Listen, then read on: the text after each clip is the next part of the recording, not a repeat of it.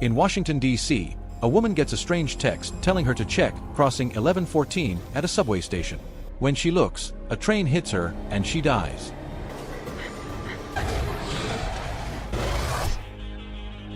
In Thailand, an American engineer named Max finishes his work and is ready to go home. At his hotel, he finds a mysterious package with a weird phone inside. There are no instructions or information about who sent it. Curious, Max sets the phone aside and watches the news. The big story is about a law that could let the NSA spy on everyone in the world. Suddenly, the phone buzzes with a message offering Max a special deal to stay longer at his hotel. He asks the front desk, and they say it's real. So, Max decides to stay 2 more days. While relaxing, Max sees on the news that the spying law didn't pass by just 1 vote. The NSA boss, Burke, won't comment. Then, Max is shocked to hear that the flight he was supposed to take home crashed, killing everyone. He realizes the strange phone saved his life. The next day, the phone sends another message telling Max to buy shares in a company called Sizer. Max ignores it, but later, the company's stock goes up a lot, and he regrets missing the chance. Then, another text tells him to go to Prague. Curious, Max decides to follow the instructions. At the Prague airport, Max meets a friendly Russian cab driver named Yuri, who offers him a cheap ride. On the way, Yuri notices Max's strange phone and gives him his business card, saying he works with gadgets. At his hotel, Max calls the company connected to the phone, but they refuse to tell him anything. The phone buzzes again, telling Max to visit a casino and play slot machine number 13. The text says he'll win in 4 spins. The machine is taken, so Max pays the player €100 to leave. €100. Just like the text said, Max wins the jackpot.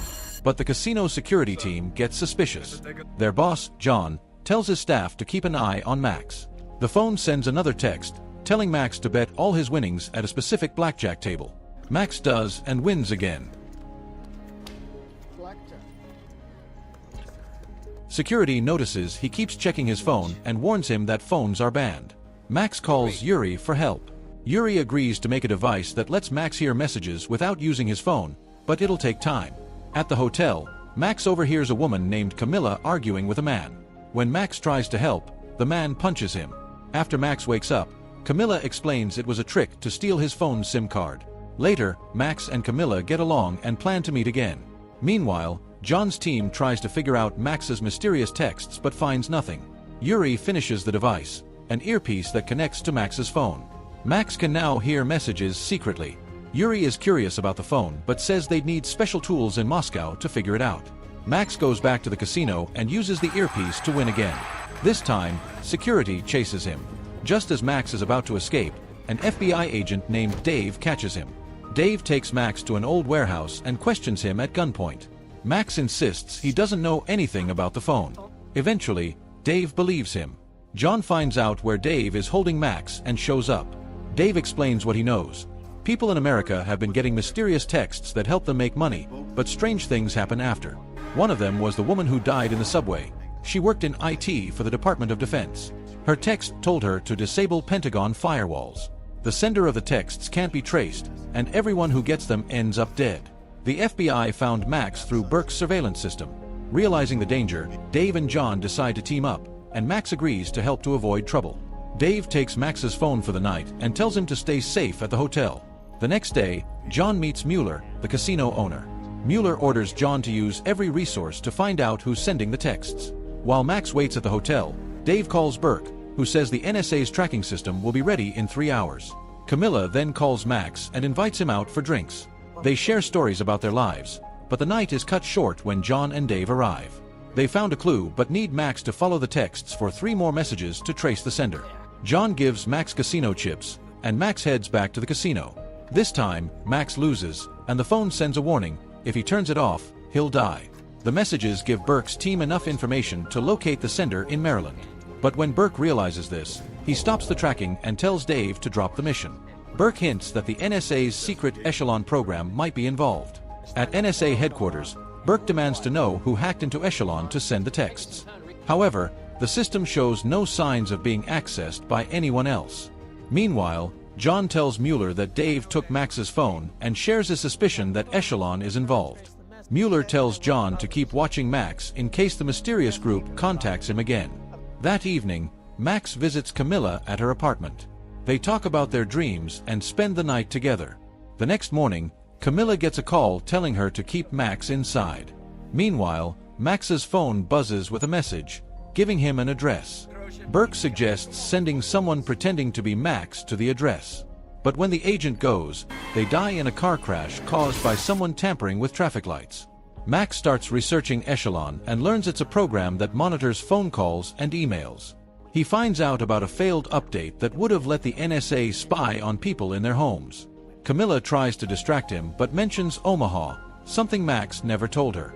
He realizes Camilla is working with someone else and feels betrayed. Before they can talk, Camilla notices a sniper aiming at them. She pushes Max to the ground just as a bullet grazes her arm.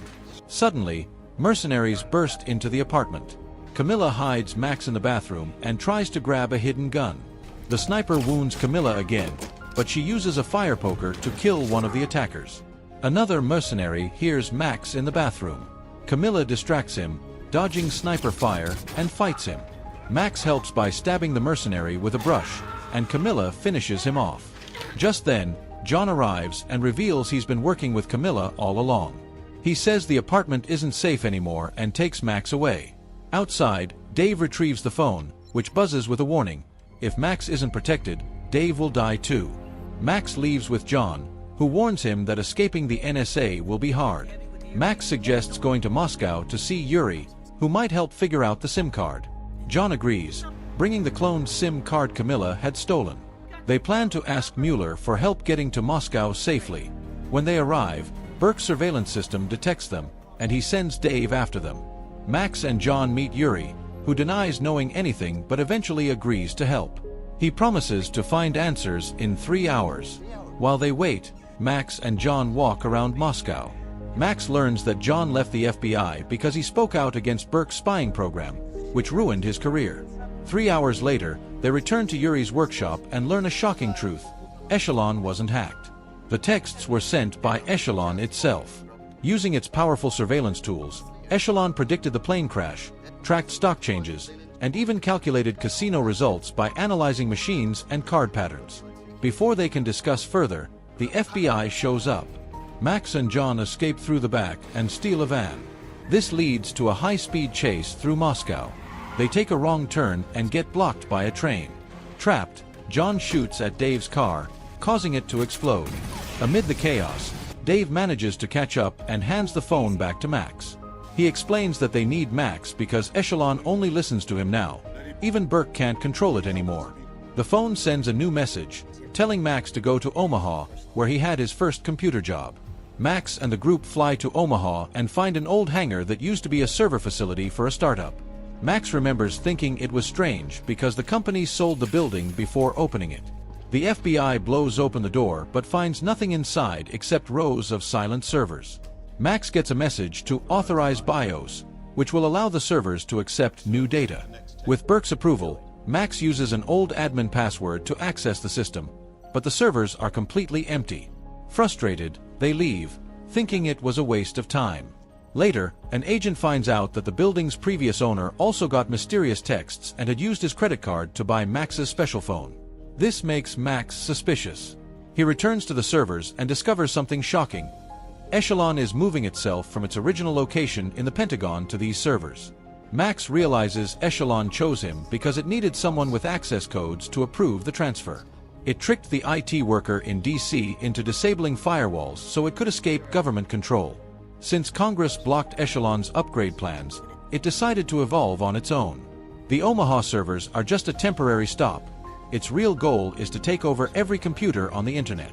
Echelon sends Max a warning text, "Don't even try it," showing it's watching him. It has taken control of financial systems and is holding everyone's money hostage. Max realizes this connects to the credit data worker who was killed. The destruction of her facility could cause an economic meltdown. Determined to stop Echelon, Max starts breaking into its systems. Meanwhile, Dave calls Burke and learns this was Burke's plan all along.